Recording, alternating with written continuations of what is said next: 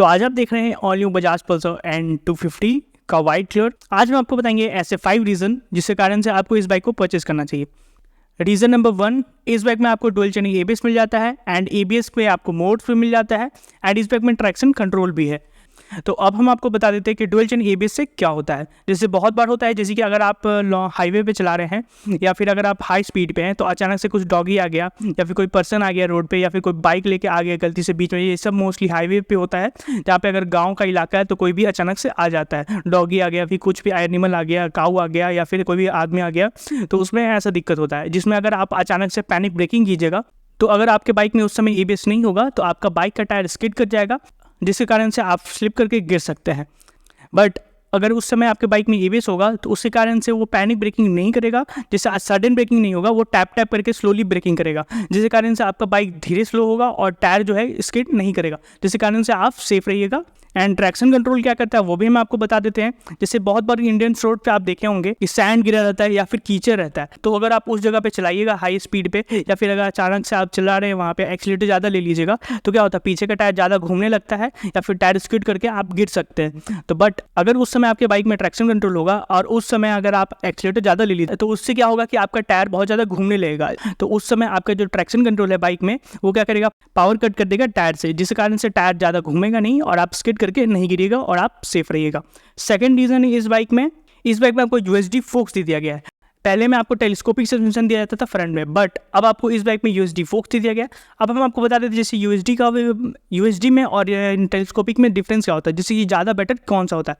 अगर मान लीजिए जैसे इंडियन रोड पे बहुत ज़्यादा खराब रोड है, अगर उस समय आप USD चलाइएगा तो वो अगर उसमें ज़्यादा अगर ट्रैवल नहीं होगा तो वो लीक कर सकता है। बट अगर उस समय आपके पास टेलीस्कोपिक सस्पेंशन वाला बाइक है, जो पहले वाला NS होता था, उसमें क्या होता है जैसे कि उस अगर रोड पर चलाइएगा, खराब रोड पर या फिर टूटा हुआ रोड है उस पर अगर आप चलाइएगा तो बहुत कम चांस है लीकेज का।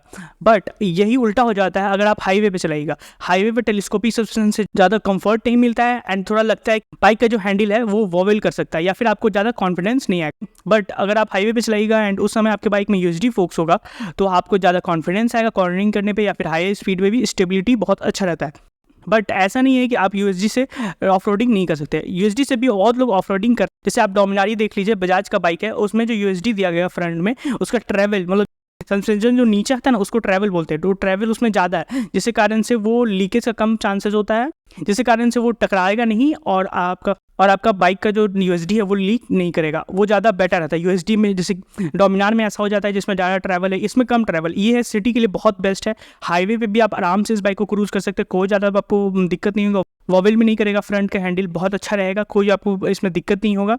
ये सिटी पर्पस के लिए बना है और मोस्टली थोड़ा बहुत हाईवे राइड्स के लिए, तो इसमें आपको इतना ट्रैवल जितना इसमें मिला हुआ है सिटी राइड के लिए बेस्ट है, हाईवे के लिए भी आपको बेस्ट है, कोई आपको ज़्यादा दिक्कत नहीं होगा। अब वो एक तरह से अपग्रेड है, इस प्राइस रेंज में USD फोक्स सब कंपनी ऑफर करते हैं, तो बजाज ने भी कर दिया जो बहुत अच्छा है। रीजन नंबर 3 है माइलेज। ये बाइक आपको 35 to 40 kmpl का माइलेज जनरेट करके दे सकता है, बट अगर आप अच्छे से चलाइएगा, अगर आप रैश हमेशा ड्राइविंग कीजिएगा या फिर ट्रैफिक भी है तो उसमें अगर आप भगाने का ट्राई कीजिएगा, बहुत ज़्यादा बार बार गियर चेंज कीजिएगा या फिर हाई स्पीड पर हमेशा जाते रहिएगा तो उस कारण से आपका माइलेज रिड्यूस हो सकता है। बट अगर आप आराम से चलाइएगा, हाईवे पे भी आप आराम से 120 130 पे क्रूज कीजिएगा तो आपको बहुत अच्छा वो माइलेज दे देगा हाईवे पे।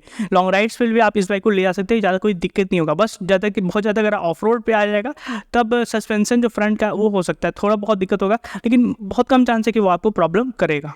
रीज़न नंबर 4, इस बाइक में आपको स्लीपर क्लच मिलता है। बहुत लोग नहीं समझते स्लीपर क्लच का मतलब क्या होता है, वो समझते हैं कि स्लीपर क्लच है मतलब बहुत ज़्यादा लाइट होता है। जी हाँ, लाइट होता है, बट स्लीपर क्लच का काम थोड़ा अलग रहता है। जैसे कि बहुत बार आप जैसे हिली एरिया पे चलाइएगा तो उसमें क्या होता है, अगर आप ब्रेक बहुत ज़्यादा यूज़ कीजिएगा तो जो ब्रेक पैड है ना वो गर्म हो सकता है, डिस्क भी गर्म हो जाएगा, जिसके कारण से बहुत हाई चांसेस होता है ब्रेक फेलियर का।